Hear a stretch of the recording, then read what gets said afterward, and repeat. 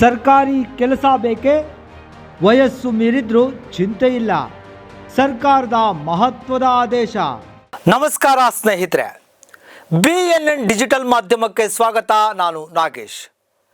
ಸರ್ಕಾರಿ ಉದ್ಯೋಗ ಬೇಕೇ? ವಯಸ್ಸು ಮೀರಿದ್ರೂ ಅಡ್ಡಿ ಇಲ್ಲ. ಕಳೆದ ಕೆಲವು ವರ್ಷಗಳಿಂದ ರಾಜ್ಯ ಸರ್ಕಾರಿ ನೇಮಕಾತಿಗೆ ವಿವಿಧ ಕಾರಣಗಳಿಂದ ತಡೆ ಬಿದ್ದಿತ್ತು. ಒಳ ಮೀಸಲಾತಿ ವಿವಾದ ಸೇರಿದಂತೆ ಹಲವು ಕಾರಣಗಳು ಇದರ ಹಿಂದೆ ಇದ್ವು. ಈ ಹಿನ್ನೆಲೆಯಲ್ಲಿ ಹೋರಾಟಕ್ಕೆ ಇಳಿದಿದ್ದ ಉದ್ಯೋಗದ ಆಕಾಂಕ್ಷಿಗಳು ನೇಮಕಾತಿ ವಯೋಮಿತಿಯನ್ನು 5 ವರ್ಷ ಸಡಿಲಿಕೆ ಮಾಡಬೇಕು ಎಂದು ಒತ್ತಾಯಿಸಿದರು.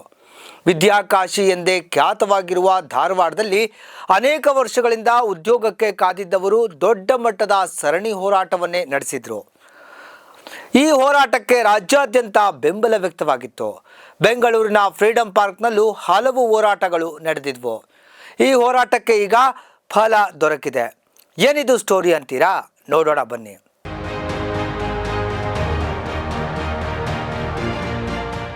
ಡಿಸೆಂಬರ್ 31, 2027 ನೇಮಕಕ್ಕೆ ಅನ್ವಯ ಆಗುವಂತೆ ವಯೋಮಿತಿಯನ್ನ 5 ವರ್ಷ ಸಡಿಲಿಸಲಾಗಿದೆ.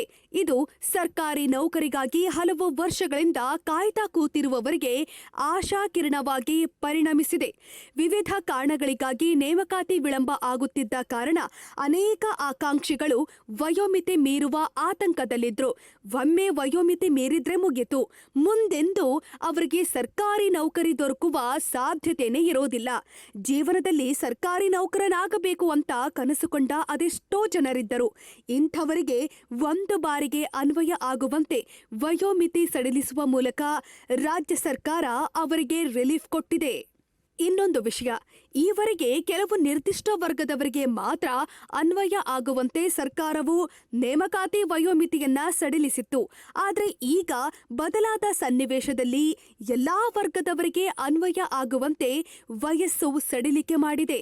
ಇದು ಯಾವುದೇ ತಾರತಮ್ಯವಿಲ್ಲದೆ ಎಲ್ಲಾ ವರ್ಗದವರಿಗೆ ಸಮಾನ ಅವಕಾಶ ಸಿಗಲಿದೆ. ರಾಜ್ಯ ಸರ್ಕಾರದ ಈ ನಡೆ ಮೆಚ್ಚುಗೆಗೆ ಅರ್ಹವಾಗಿದೆ. ಇದು ಕೇವಲ ಒಂದು ಆಡಳಿತಾತ್ಮಕ ನಿರ್ಧಾರವಲ್ಲ, ಇದು ಸಾವಿರಾರು ಯುವಕರ ಬದುಕಿನ ಆಶಯದ ಕಥೆ. ಕರ್ನಾಟಕದಲ್ಲಿ ವಯೋಮಿತಿ ಸಡಿಲಿಕೆ ಅನ್ನೋ ನಿರ್ಧಾರ ಇಂದು ನಿರುದ್ಯೋಗದ ಭಾರ ಹೊತ್ತುಕೊಂಡು ನಿಂತಿರುವ ಅನೇಕ ಕುಟುಂಬಗಳಿಗೆ ಹೊಸ ಉಸಿರು ತುಂಬುವ ಪ್ರಯತ್ನ. ಕಳೆದ ಕೆಲವು ವರ್ಷಗಳಿಂದ ನೇಮಕಾತಿ ಪ್ರಕ್ರಿಯೆಗಳು ವಿಳಂಬವಾಗಿದೆ. ಪರೀಕ್ಷೆಗಳು ನಡೆದಿಲ್ಲ, ಪ್ರಕಟಣೆಗಳು ಬಂದಿಲ್ಲ, ಬಂದರೂ ನೇಮಕಾತಿ ಮುಗಿಲಿಲ್ಲ. ಈ ಮಧ್ಯೆ ಯುವಕರು ವಯಸ್ಸಿನ ಗಡಿ ದಾಟುತ್ತಲೇ ಹೋದ್ರು. ಅರ್ಹತೆ ಇದ್ದರೂ ಅವಕಾಶ ಕೈತಪ್ಪಿತು. ಇಂಥ ಸಂದರ್ಭದಲ್ಲಿ ವಯೋಮಿತಿ ಸಡಿಲಿಕೆ ಅದು ಅವಕಾಶ ಕಳೆದುಕೊಂಡವರ ಕೈ ಹಿಡಿದಂತಾಗಿದೆ. ವಯೋಮಿತಿ ಸಡಿಲಿಕೆ ಮೊದಲನೆಯದಾಗಿ ಲಾಭ ನೀಡೋದು. ಸಾಮಾನ್ಯ ವರ್ಗದ ಯುವಕರಿಗೂ ಹಿಂದುಳಿದ ವರ್ಗಗಳಿಗೂ, ಗ್ರಾಮೀಣ ಪ್ರದೇಶದ ಯುವಕರು, ಆರ್ಥಿಕವಾಗಿ ಹಿಂದುಳಿದ ಕುಟುಂಬದ ಮಕ್ಕಳು, ಪರೀಕ್ಷೆಗೆ ಸಿದ್ಧರಾಗಲು ಸಮಯವೇ ಸಿಗದವರು, ಇವರೆಲ್ಲರಿಗೂ ಇದು ಮತ್ತೊಂದು ಅವಕಾಶ. ಇದು ಕೇವಲ ವಯಸ್ಸಿನ ಪ್ರಶ್ನೆಯಲ್ಲ, ಇದು ಸಮಾನ ಅವಕಾಶಗಳ ಪ್ರಶ್ನೆ. ಒಂದೇ ರಾಜ್ಯದಲ್ಲಿ ಒಂದೇ ಅರ್ಹತೆ ಹೊಂದಿದ್ರೂ ಒಬ್ಬರಿಗೆ ಅವಕಾಶ ಸಿಕ್ಕರೆ ಮತ್ತೊಬ್ಬರಿಗೆ ಸಿಗದಿರೋದು ಅನ್ಯಾಯ. ವಯೋಮಿತಿ ಸಡಿಲಿಕೆ ಆ ಅನ್ಯಾಯವನ್ನ ಸ್ವಲ್ಪ ಮಟ್ಟಿಗಾದರೂ ತಿದ್ದುವ ಪ್ರಯತ್ನ. ಇನ್ನೊಂದು ಮಹತ್ವದ ಲಾಭ ಅನುಭವದ ಮೌಲ್ಯ. ವಯಸ್ಸು ಹೆಚ್ಚಾದ್ರೆ ಸಾಮರ್ಥ್ಯ ಕಡಿಮೆಯಾಗೋದಿಲ್ಲ. ಕೆಲವರು ವರ್ಷಗಳ ಕಾಲ ಸ್ಪರ್ಧಾತ್ಮಕ ಪರೀಕ್ಷೆಗಳಿಗೆ ತಯಾರಿ ನಡೆಸಿದ್ದಾರೆ. ಸರ್ಕಾರಿ ವ್ಯವಸ್ಥೆ, ಕಾನೂನು, ಆಡಳಿತ ಇವೆಲ್ಲದರ ಅರಿವು ಅವರಲ್ಲಿದೆ. ಅಂಥ ಅನುಭವವು ಆಡಳಿತಕ್ಕೆ ಶಕ್ತಿ ನೀಡುತ್ತೆ.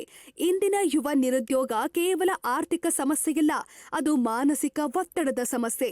ಪೋಷಕರ ನಿರೀಕ್ಷೆ, ಸಮಾಜದ ಪ್ರಶ್ನೆಗಳು, ಸ್ವಂತ ಬದುಕಿನ ಆತಂಕ ಇವೆಲ್ಲದರ ನಡುವೆ ವಯೋಮಿತಿ ಸಡಿಲಿಕೆ ಯುವಕರಿಗೆ ಒಂದು ಸಂದೇಶ ಕೊಡುತ್ತೆ.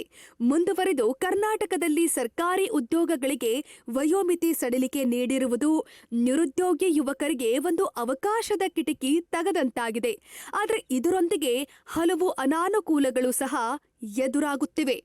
ವಯೋಮಿತಿ ಸಡಿಲಿಕೆಯ ನಂತರ ಅರ್ಜಿ ಸಲ್ಲಿಸುವವರ ಸಂಖ್ಯೆ ಗಣನೀಯವಾಗಿ ಹೆಚ್ಚಾಗುತ್ತೆ. ಇದರಿಂದ ಸ್ಪರ್ಧೆ ಅತಿಯಾಗಿ ಆಯ್ಕೆ ಪ್ರಕ್ರಿಯೆ ಹೆಚ್ಚು ಜಟಿಲ ಮತ್ತು ಸಮಯೋಪಯೋಗಿಯಾಗದೆ ವಿಳಂಬವಾಗುವ ಸಾಧ್ಯತೆಯಿದೆ.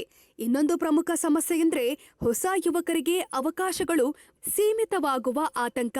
ಇತ್ತೀಚೆಗೆ ಪದವಿ ಮುಗಿಸಿ ಉದ್ಯೋಗದ ನಿರೀಕ್ಷೆಯಲ್ಲಿ ಇರುವ ಯುವಕರು ವಯಸ್ಸಿನ ಹಿರಿಯರಾದ ಅಭ್ಯರ್ಥಿಗಳೊಂದಿಗೆ ತೀವ್ರ ಸ್ಪರ್ಧೆ ಎದುರಿಸಬೇಕಾಗತ್ತೆ. ಇದರಿಂದ ಅವರ ಆತ್ಮವಿಶ್ವಾಸಕ್ಕೆ ಧಕ್ಕೆಯಾಗುವ ಸಾಧ್ಯತೆಯೂ ಇದೆ.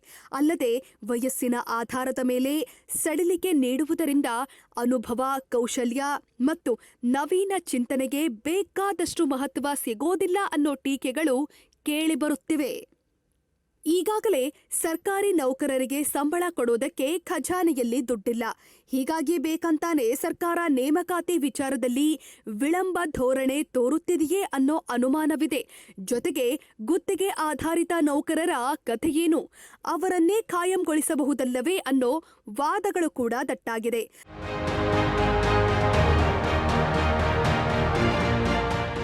ವಯೋಮಿತಿ ಸಡಿಲಿಕೆಯನ್ನ ಪದೇ ಪದೇ ಬಳಸಿದ್ರೆ ಸಮಯಕ್ಕೆ ಸರಿಯಾಗಿ ನೇಮಕಾತಿ ನಡೆಸದ ಆಡಳಿತಾತ್ಮಕ ವೈಫಲ್ಯಗಳನ್ನು ಮುಚ್ಚಿ ಹಾಕೋ ಉಪಾಯವಾಗೋ ಭಯ ಕೂಡ ಇದೆ. ಹೀಗಾಗಿ ವಯೋಮಿತಿ ಸಡಿಲಿಕೆಯನ್ನ ಶಾಶ್ವತ ಪರಿಹಾರವಾಗಿ ನೋಡಬಾರದು. ಖಾಲಿ ಹುದ್ದೆಗಳನ್ನು ಸಮಯಕ್ಕೆ ಭರ್ತಿ ಮಾಡುವಂತಹ ಪಾರದರ್ಶಕ ಮತ್ತು ವ್ಯವಸ್ಥಿತ ನೇಮಕಾತಿ ಪ್ರಕ್ರಿಯೆಯೇ ನಿರುದ್ಯೋಗ ಸಮಸ್ಯೆಗೆ ದೀರ್ಘಕಾಲಿಕ ಉತ್ತರ ಆಗತ್ತೆ. ಈ ಮಧ್ಯೆ ಸರ್ಕಾರಿ ನೌಕರರ ಸಂಘದ ಅಧ್ಯಕ್ಷರ ಮುಂದಿನ ನಡೆ ಏನಾಗಿರುತ್ತೆ? ಇದರ ವಿರುದ್ಧ ಮತ್ತಾರಾದ್ರೂ ನ್ಯಾಯಾಲಯದ ಕದ ತಟ್ತಾರಾ? ಕಾದು ನೋಡಬೇಕು. ನೋಡಿದ್ರಲ್ಲ ವೀಕ್ಷಕರೇ, ಈ ಮಾಹಿತಿ ನಿಮಗೆ ಇಷ್ಟವಾಗಿದ್ದಲ್ಲಿ ಲೈಕ್ ಮಾಡಿ, ಶೇರ್ ಮಾಡಿ, ನಮ್ಮ ಚಾನಲನ್ನು ಸಬ್ಸ್ಕ್ರೈಬ್ ಮಾಡಿ. ನಿರಂತರ ಅಪ್ಡೇಟ್ಸ್ಗಾಗಿ ಬೆಲ್ ಬಟನ್ ಐಕಾನನ್ನು ಒತ್ತೋದನ್ನು ಮರೆಯಬೇಡಿ. ನಮಸ್ಕಾರ.